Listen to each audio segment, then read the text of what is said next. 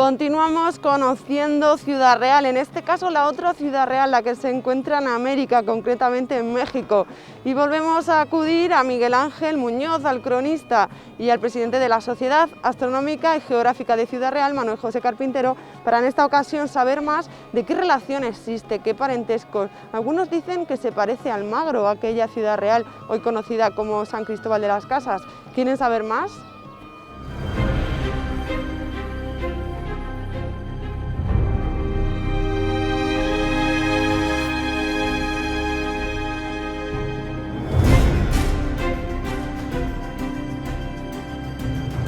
Nos quedamos el otro día con ganas de conocer más porque Manuel dice que el Ciudad Real de México se parece un poco al Almagro.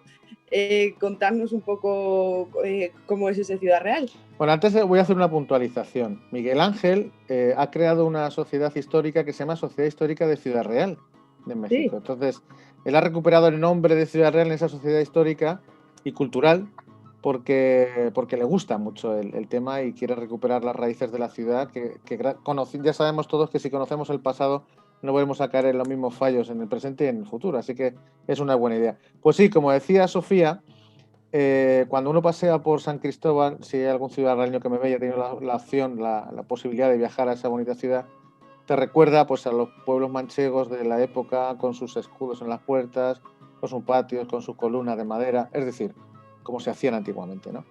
Y la idea de San Cristóbal, es decir, el antiguo Ciudad Real, como bien explicó Miguel Ángel el otro día, era porque cuando llegó Diego de Mazariego se fundó el primer Ciudad Real en Chiapa de Corzo. Allí hacía un calor y una humedad tremenda con mosquitos, entonces estaban los españoles hechos polvo. Y dijo, mira, esto no va a ser posible.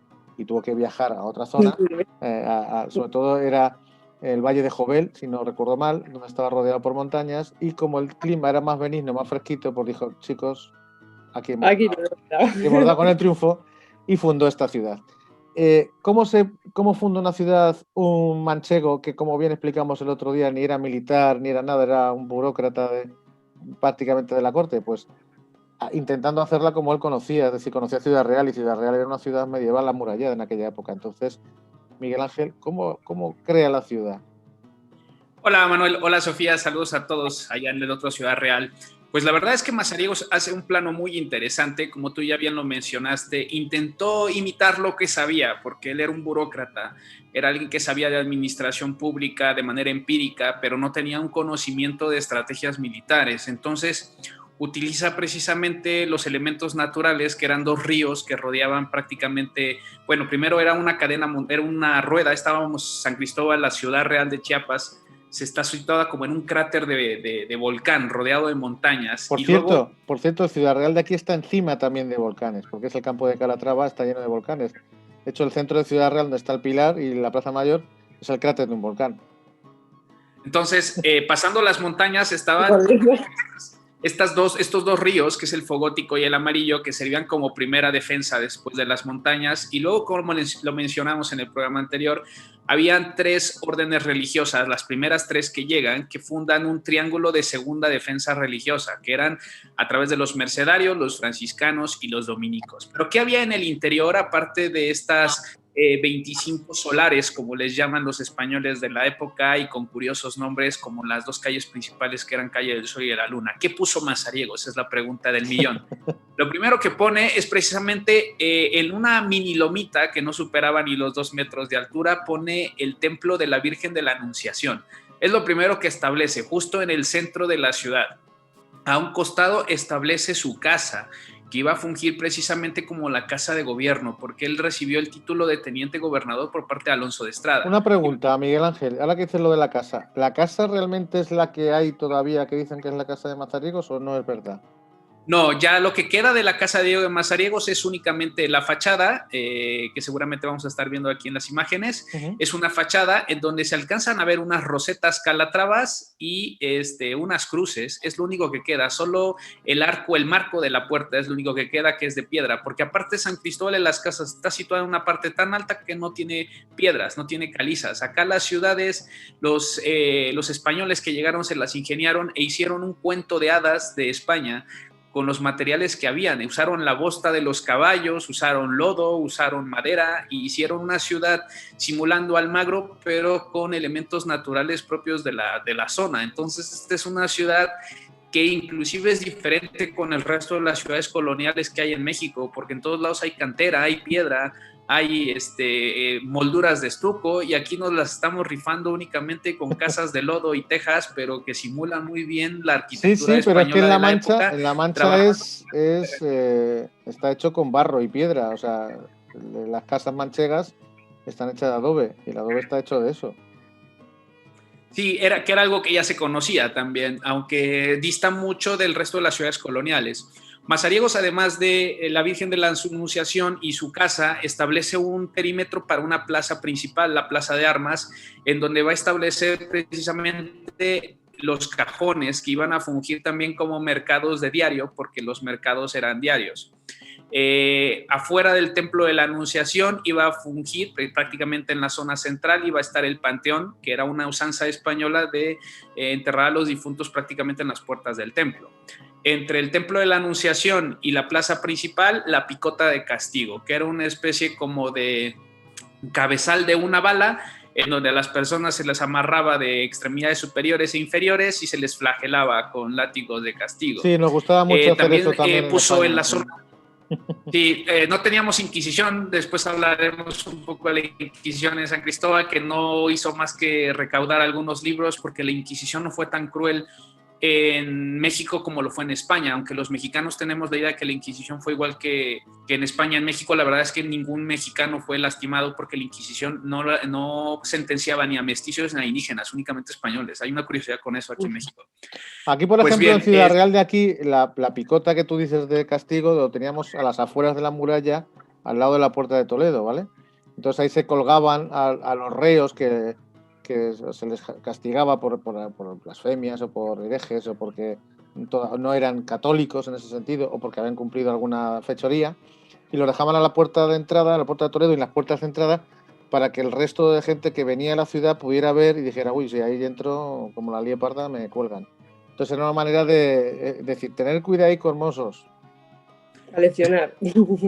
Mazariegos también pone en una parte oriente, que hoy actualmente es el Templo de Guadalupe, un templo religioso en honor a la Virgen de Guadalupe, que era una zona alta dentro del valle. Ahí establece la horca en la parte más alta, para que toda la gente viera dónde era el sitio de ejecución, que tampoco se ejecutan a tantas personas en esta ciudad real, pero había una horca. Establece también un mesón.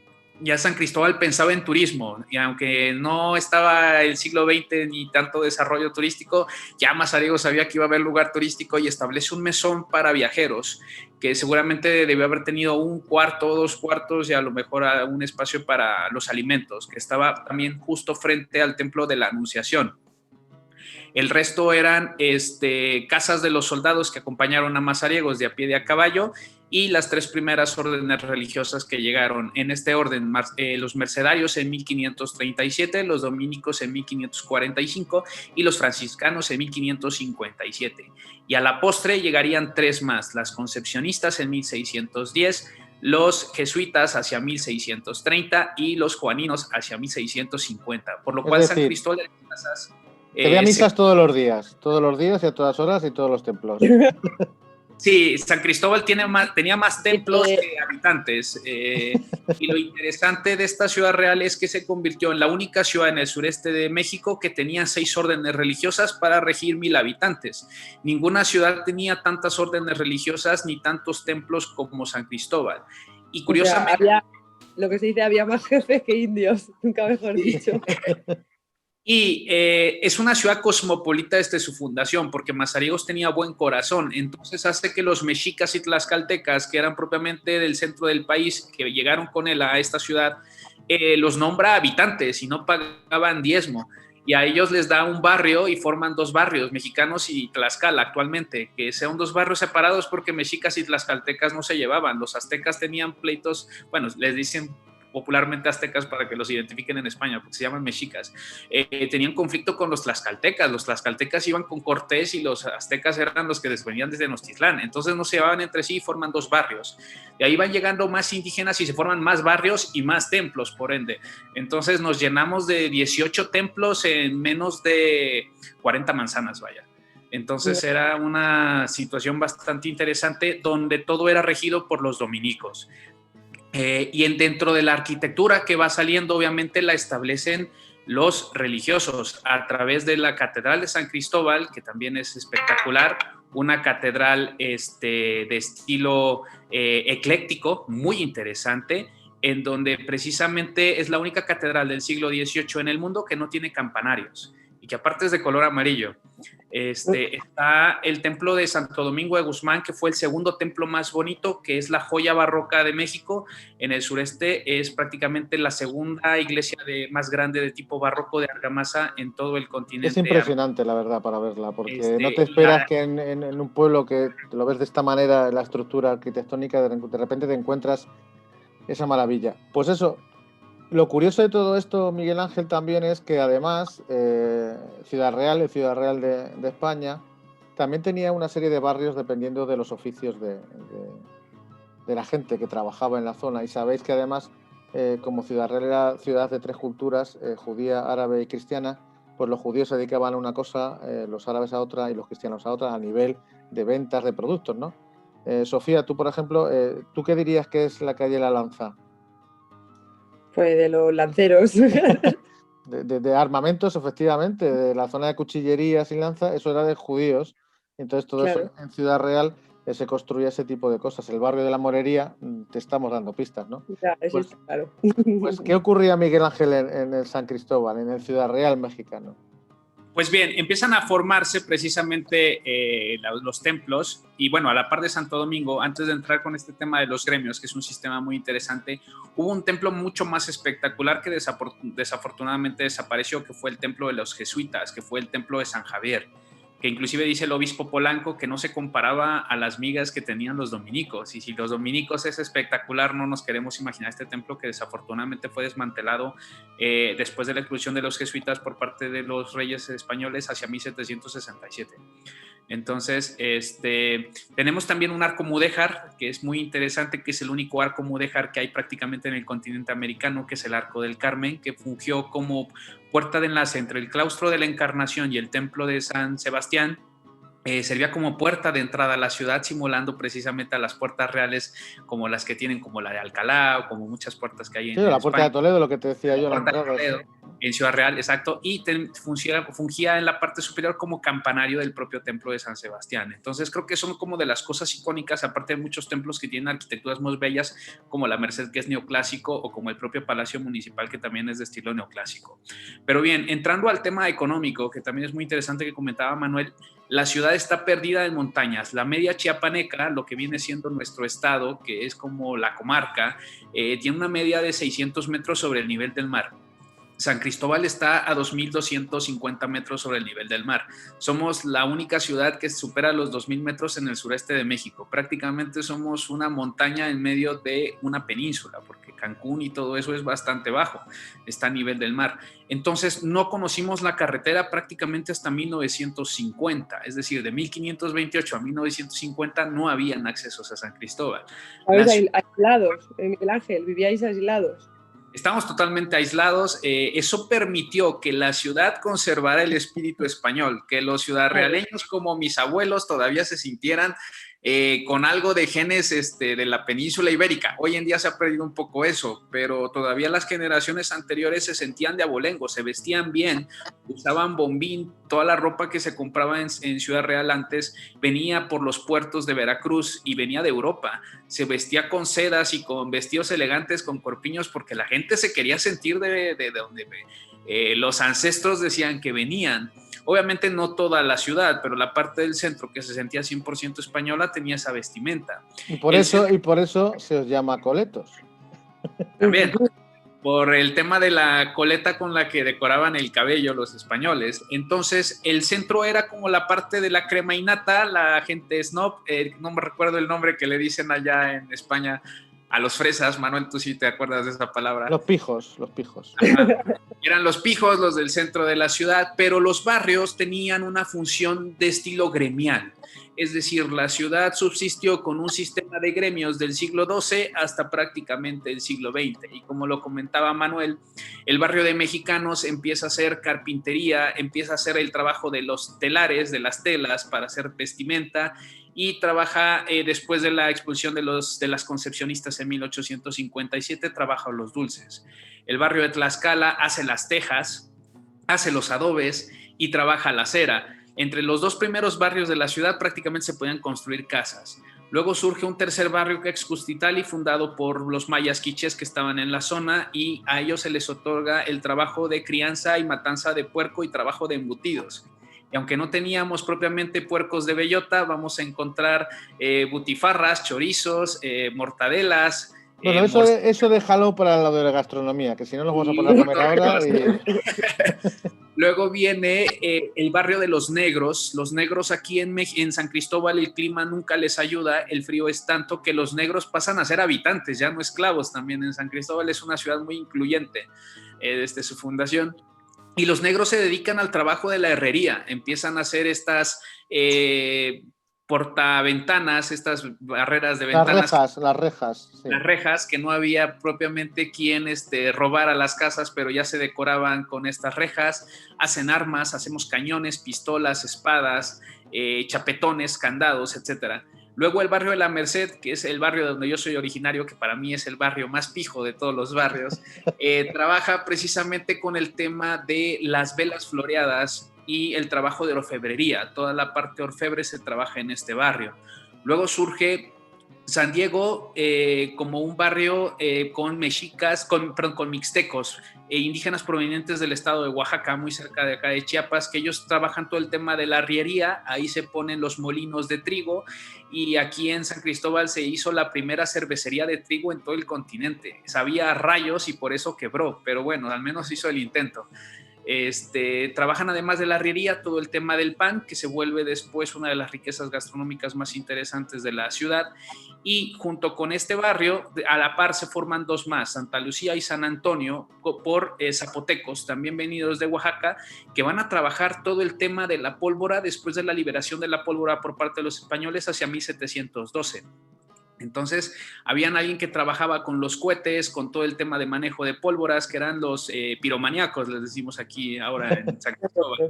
Pirómanos aquí, pero vamos, que están un poco... Y luego vienen dos barrios muy interesantes. El barrio de los negros, que es el barrio del Cerrillo Herrero, crece tanto que se divide en dos y se forma el barrio de Guadalupe y constituye su templo, en donde ya habíamos mencionado estaba la horca. Ellos se van a dedicar al trabajo de carpintería, especialmente orientada a niños, porque ya es un barrio del siglo XIX y va a trabajar con todos los juguetes de madera y con cosas de madera con mucho más detalle que cosas muy burdas como mesas y sillas que ya hacía el barrio de Mexicanos. Y el barrio de la Merced crece tanto que también se divide en dos. Y este barrio, que originalmente era de orfebrería y velas floreadas, empieza a ser en el barrio de San Ramón todo el trabajo de alfarería, todo el tema de ollas de barro y todo eso que antes lo hacían los indígenas, pero ya lo empieza a hacer este barrio también hacia el siglo XIX, junto con el curtido de pieles para empezar a decorar las casas y empezar a hacer otras cosas mucho más interesantes, y el trabajo en plomo. Pues bien, con estos 10 barrios que tienen una hegemonía de sistema feudal, trabajamos con el trueque en San Cristóbal, es decir, sin uso de monedas prácticamente hasta 1970. Con la llegada de la carretera prácticamente entramos al siglo XX, pero brincamos del 16 al 20 de un sopetazo. O sea, no fue prácticamente un crecimiento gradual como el resto de las ciudades mexicanas. Por eso San Cristóbal conserva inclusive la arquitectura. No porque hayamos sido amantes de lo español, simplemente no había dinero para tirar algo y volverlo a hacer. Pasó en todo México. Era tanta la pobreza que vivíamos se le llamaba así, en ruinas, en las posilgas que habían dejado los fundadores. Hoy a la par esas posilgas que han dejado los fundadores pues nos dejan mucho dinero con el tema turístico, pero la verdad es que la ciudad fue muy pobre y subsistió con un sistema gremial. De hecho, es único en su tipo esta situación en México porque, vaya, vivimos sin monedas. Acá en México se utiliza mucho el término moneda fraccionaria, y es que la verdad es que si nos pagaban con 4 reales y tú nada más tenías productos y no tenías cómo dar cambio, agarrabas un hacha y partías la moneda en 4 y cada cuarto de la moneda ya era un real. Entonces le dabas 3 pedacitos y te quedabas con uno. Por eso le llamamos monedas fraccionarias, pero mucha gente no quería que se partieran sus monedas. O sea que el cambio era literal, te cortaban la moneda. Entonces la gente perforaba las monedas y mejor se las colgaba en el cuello como medallas, porque era más bonito portarlas presumiendo que tenías un 8 reales, un 8 escudos, a que te tasajearan la moneda en donde aparecía a lo mejor el busto de Fernando II o yo qué sé. Y el trueque es lo que nos alimenta prácticamente hasta la década de los 70 y nos conduce a una globalización que ya se estaba dando en todo México con la independencia y con la revolución, porque dicho sea de paso, en San Cristóbal no hubo ni independencia ni revolución, nosotros nos enteramos después de todo lo que pasaba. Para que se den una idea, Ciudad Real firma la independencia de España con un documento. Ni siquiera supimos que se habían peleado el resto de México. Nosotros mandamos un documento, no recibimos respuesta y nos declaramos independientes. Nada más le notificamos a España que queríamos ser independientes. O sea, ha habido un Ciudad Real independiente del mundo durante un tiempo, y eran ellos. Sí, nosotros inclusive fuimos independientes de España por un periodo de año y medio, 2 años. 1521 a 1523, a 1524, pero tuvimos un intermedio ahí con Agustín de Iturbide, pero nosotros fuimos independientes porque no encajábamos ni aquí ni allá, no queríamos ser Guatemala. México con Iturbide nos había funcionado, pero Iturbide duró 1 año en el poder, entonces, vaya, que no convence la nueva república y ya no queríamos ser parte de España. Bueno, España no nos quería que fuéramos parte de España, no nos adoptaba como Estado, entonces estábamos muy abandonados. Estabais en medio del todo y entonces era un peligro tener algo ahí en medio rodeado del resto que estaba independiente, era un polvorín. Entonces, básicamente, pues quedamos aislados de todo y el proceso evolutivo de Ciudad Real es muy interesante y muy distinto a lo que alguien puede encontrar en México, sobre todo porque ese aislamiento genera toda la herencia hispana que la tenemos en muchos factores y muchos temas que no es precisamente solo arquitectura. Que eso es lo que podemos hablar en el siguiente programa. Que yo creo que a todos nosotros que somos de buen yantar, como decimos en La Mancha y decía Don Quijote, nos interesa la gastronomía. Y como está muy de moda la fusión y tal, vamos a ver que realmente más que fusión, Miguel Ángel descubrió cuando visitó estas tierras que decía, Manuel, esto tampoco lo hemos inventado nosotros, esto lo trajeron ustedes. Así que si queréis en el siguiente programa, que yo creo que va a venir bien, vamos a contar un poco de gastronomía. Pues Miguel Ángel, nos quedamos con la boca abierta porque es sorprendente y sobre todo eso que nos quedamos con eso de que estabais aislados, que no teníais carretera y todo eso os ha llevado a tener la esencia española y ciudadrealeña, porque nos gusta presumir de ello. Miguel Ángel, muchas gracias y nos quedamos a expensas de conocer la gastronomía que tenéis allí, muy similar en muchos casos a la nuestra. Sí, seguro. Yo creo que se van a sorprender tanto como yo. Si yo quedé flipado, como dicen por allá, con lo que conocí, quiero imaginarme ahora que les muestre inclusive muchas cosas que aunque tenemos nosotros otro nombre, es prácticamente lo que se come por allá. Pues nos vemos en el próximo programa para hacer apetito. Muchas gracias, Manuel. Muchas gracias, Miguel Ángel. Adiós. Adiós. Hasta luego.